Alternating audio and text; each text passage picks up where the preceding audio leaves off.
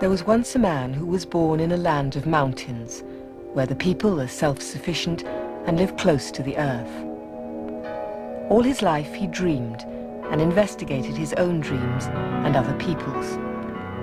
Patients came to him to try to understand the wisdom of dreams. He was a successful psychiatrist who never ceased to speak of the soul, mythology, and God. I began to read Jung when I first began to study Eastern philosophy in my late adolescence. And I'm eternally grateful to him for what I would call a sort of balancing influence on the development of my thought. I had a long talk with him back in 1958, and I was enormously impressed with a man who was obviously very great, but at the same time with whom everyone could be completely at ease. Jung managed to have wisdom, and I think also sanctity, in such a way that when other people came into its presence, they didn't feel judged. They felt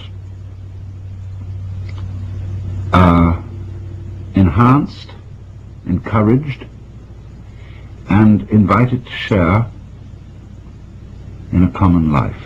What I saw was a great artist, one of the great masters of the human mind. He was able to boil down the messages of what he was trying to say into these amazing images that he would put in his book.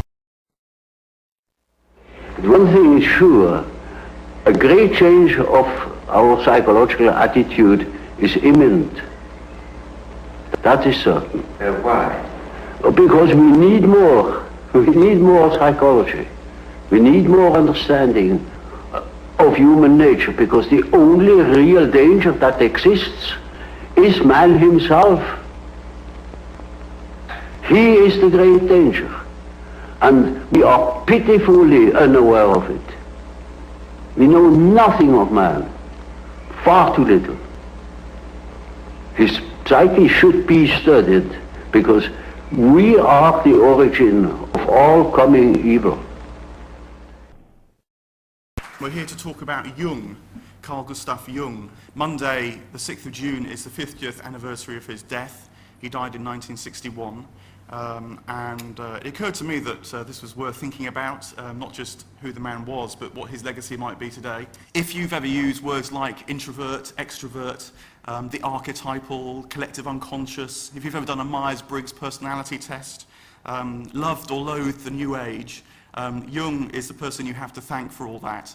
These are his words that have become common currency in our culture. My whole scheme of typology is merely a sort of orientation. Namely, there is such a factor as introversion, there is such a factor as extroversion. The classification of individuals means nothing at all.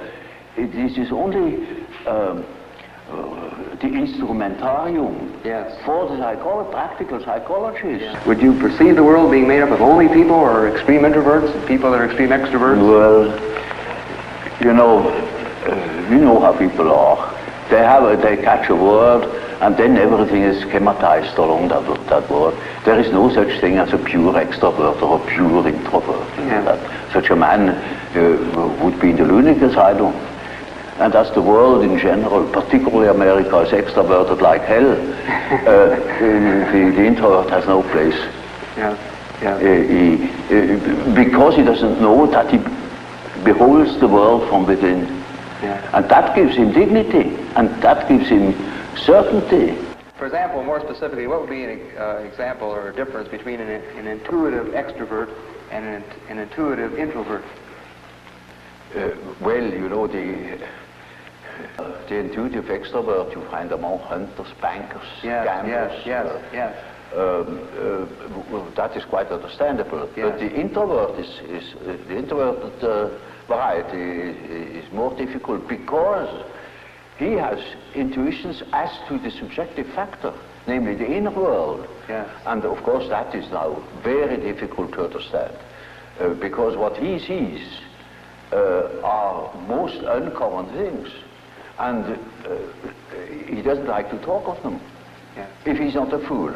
because he would spoil his own game by telling what he sees, because people won't understand it. Yeah.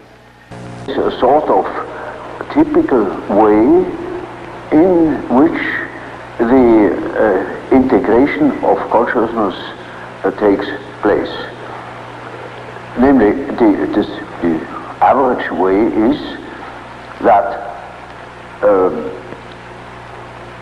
through the analysis of dreams, for instance, you become acquainted with the contents of the unconscious. Now we must see what you dream, because the dream is a manifestation of the unconscious side. Now you never had heard of the unconscious side, so I must explain to him that he has an unconscious, and that the dream is a manifestation of it, and if we succeed in analyzing the dream, we might get an idea about that power that makes him think like that. Now you also use the term self. Yes. Now the word self then, would this have a different meaning than say ego? Oh yes, oh quite, oh yes. You see, when I say self, then you must not think of I myself, because that is only your empirical self, and that is covered by the term ego. Ego, yes.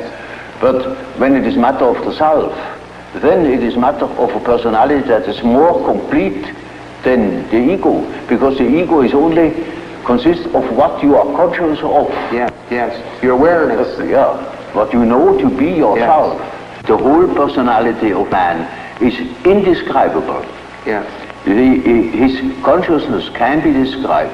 His unconscious cannot be described, because the unconscious, as I must repeat myself, is always unconscious. Yes. And it is really unconscious, and really does not know it. Does not know about it. And so we don't know our unconscious personality. We have hints, we have certain ideas, but we don't know it really. Nobody can say where man ends.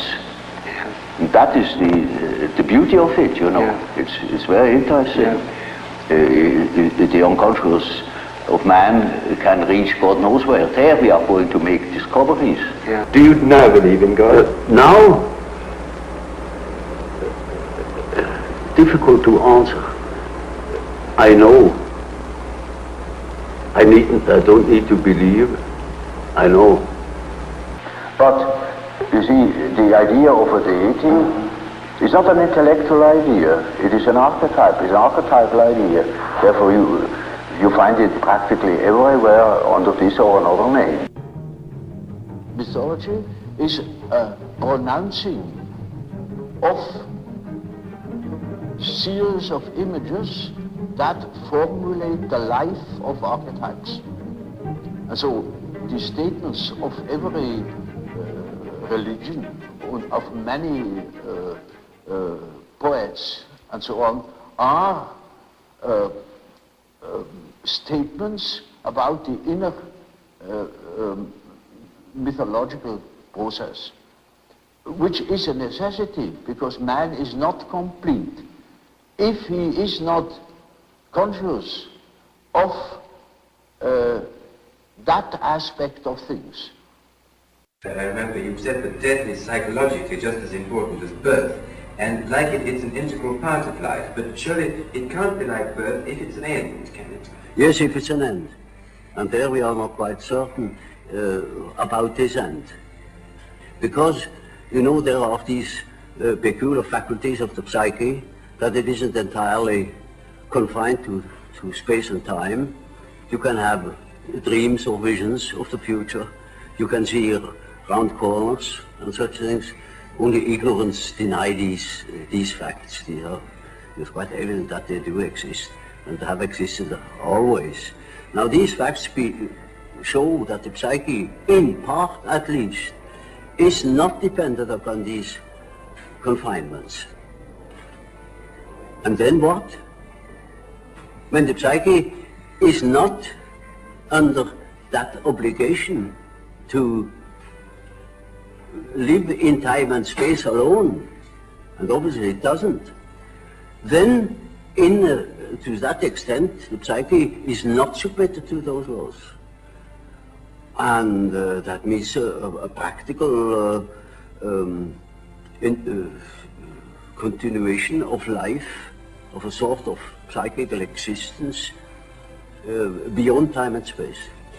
His dreams have changed our ideas. Before he died, he said, "My work will be continued by those who suffer." His name was Carl Gustav Jung.